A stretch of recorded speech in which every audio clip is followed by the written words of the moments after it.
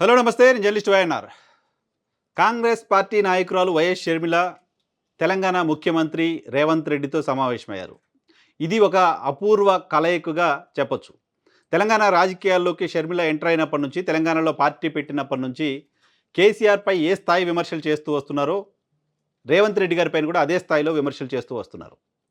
Revanth Reddy Congress party అధ్యక్షుడిగా ఉన్నప్పటికీ, Congress party కోసం తన పార్టీ పనిచేస్తుంది అంటూ ఓపెన్గా ఆమె ప్రకటించినప్పటికీ, ఇప్పటివరకు రేవంత్ రెడ్డి గారిని కలవలేదు, కాంగ్రెస్ పార్టీ తరఫున క్యాంపెయిన్ చేయలేదు. ఈవెన్ రేవంత్ రెడ్డి ముఖ్యమంత్రి అయిన సందర్భంగా కనీసం అభినందనలు కూడా తెలపలేదు వైఎస్ షర్మిల. వైఎస్ షర్మిల పైన రేవంత్ రెడ్డి కూడా అదే అభిప్రాయంతో ఉన్నారు. ఆమెను తెలంగాణ రాజకీయాల్లోకి ఆమె రావడాన్ని ఆయన ఇష్టపడలేదు. ఆమె పార్టీని విలీనం చేయొచ్చు, కానీ ఆంధ్రాలో రాజకీయాలు చేసుకోవాలి, ఆంధ్ర ప్రాంతానికి వెళ్ళి రాజకీయాలు చేసుకుంటే మాకు అభ్యంతరం లేదు, ఇక్కడ ఏం పని అంటూ రేవంత్ రెడ్డి ప్రశ్నించారు. సోనియా గాంధీ ఇక్కడ రాజకీయాలు చేస్తున్నప్పుడు నేను తెలంగాణలో ఎందుకు చేయకూడదు, నేను తెలంగాణ కాకుండా ఆంధ్ర ఎలా అవుతాను అంటూ వైఎస్ షర్మిల కూడా కౌంటర్ ఇచ్చారు. అంతేకాదు రేవంత్ రెడ్డిని ఉద్దేశించి నేరుగా ఒక దొంగ ముఖ్యమంత్రి కావడం సరైంది కాదు అంటూ వ్యాఖ్యలు చేశారు. ఎన్నికల ఫలితాల తర్వాత కూడా ఆమె ఇటువంటి వ్యాఖ్యలు చేశారు. సో వైఎస్ షర్మిలకు రేవంత్ రెడ్డికి ఏమాత్రం పొసగట్లేదు అనేది రాజకీయాలను అబ్జర్వ్ చేస్తున్న ఎవరికైనా అర్థమవుతోంది. ఈరోజు ఆంధ్రప్రదేశ్కి వెళ్ళి రాజకీయాలు చేసుకోవాల్సిన పరిస్థితి వైఎస్ షర్మిలకు వచ్చింది అంటే కారణం కేవలం ఒకే ఒక్క రేవంత్ రెడ్డి అనేది వైఎస్ షర్మిల అనుచరులు కూడా చెప్తున్న మాట. ఈవెన్ ఆమె అభిప్రాయం కూడా అదే. తెలంగాణలో తన రాజకీయాలు చేయడాన్ని, పార్టీని విలీనం చేసి తెలంగాణ కాంగ్రెస్లో కొనసాగడాన్ని రేవంత్ రెడ్డి వ్యతిరేకిస్తున్నారనే విషయం వైఎస్ షర్మిలకు చాలా బాగా తెలుసు. పార్టీని విలీనం చేసిన తర్వాత ఢిల్లీ పెద్దలతో సమావేశాల తర్వాత హైదరాబాద్కు వచ్చిన వైఎస్ షర్మిల నేరుగా రేవంత్ రెడ్డి ఇంటికి వెళ్ళారు. రేవంత్ రెడ్డితో సమావేశమయ్యారు. అయితే ఇది రాజకీయ సమావేశం కాదు అని చెప్తున్నారు. తన కుమారుడి వివాహ ఆహ్వాన పత్రిక ఇవ్వడం కోసం వెళ్ళినట్లుగా వైఎస్ షర్మిల చెప్తున్నారు. పత్రిక ఇచ్చారు.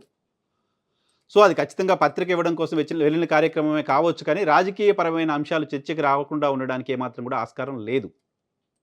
ఇప్పుడు వాళ్ళిద్దరూ కాంగ్రెస్ పార్టీకి సంబంధించిన నాయకులు. ఢిల్లీ పెద్దలతో మాట్లాడిన అంశాన్ని, ఢిల్లీ పెద్దల డైరెక్షన్ తర్వాత మాత్రమే వీళ్ళిద్దరూ కలిశారనే విషయం అర్థం చేసుకోవాల్సి ఉంటుంది. సో ఆమె ఆంధ్రప్రదేశ్ రాజకీయాల్లోకి వెళ్ళినప్పటికీ తెలంగాణ నుంచి లోక్సభకు పోటీ చేయాలనే ఆసక్తితో ఉన్నారు. ఖమ్మం పార్లమెంట్ సీటు నాకు ఇవ్వండి అంటూ అడుగుతూ వస్తున్నారు. ఈ విషయాన్ని గ్రహించిన తెలంగాణ ముఖ్యమంత్రి రేవంత్ రెడ్డి ఇక్కడ పార్టీ నాయకులతో మాట్లాడి చర్చించి ఒక తీర్మానం చేసి ఢిల్లీకి పట్టుకెళ్లారు. తీర్మానాన్ని ఏముంది ఆ తీర్మానంలో అంటే, సోనియా గాంధీ వచ్చి ఖమ్మం నుంచి పోటీ చేయాలి అని. సోనియా గాంధీ పేరు తెరమైకి రావడం వెనక రేవంత్ రెడ్డి ఉన్నారు అనేది షర్మిల అనుచరులు చెప్తున్న మాట.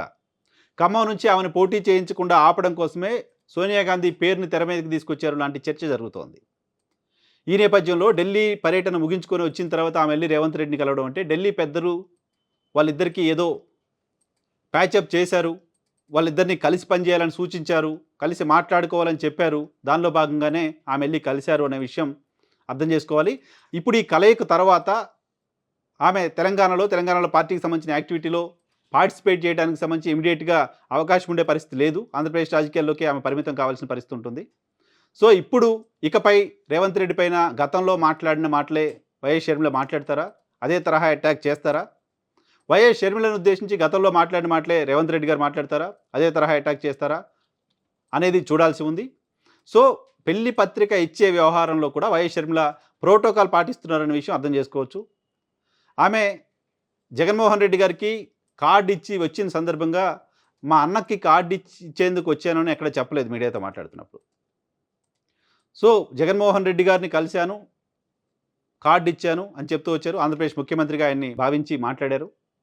సో ఆంధ్రప్రదేశ్ ముఖ్యమంత్రి కార్డు ఇచ్చిన తర్వాత వైఎస్ షర్మిల తెలంగాణ ముఖ్యమంత్రికి కార్డు ఇచ్చారు. ఇద్దరు ముఖ్యమంత్రులకి కార్డులు ఇచ్చారు. ఇక ఇప్పుడు ప్రతిపక్ష నేతలు మిగతా నాయకులకు కార్డులు ఇచ్చే కార్యక్రమం బహుశా మొదలు పెడతారేమో చూడాలి. మొత్తంగా ఆంధ్రప్రదేశ్ పాలిటిక్స్ని, తెలంగాణ పాలిటిక్స్ని అబ్జర్వ్ చేస్తున్న వాళ్ళకి ఈరోజు కనపడిన ఆ ఫ్రేమ్, ఆ విజువల్, ఆ ఫోటో ఒక అపూర్వ కలయికగా ఎప్పటికీ గుర్తుండిపోతుంది.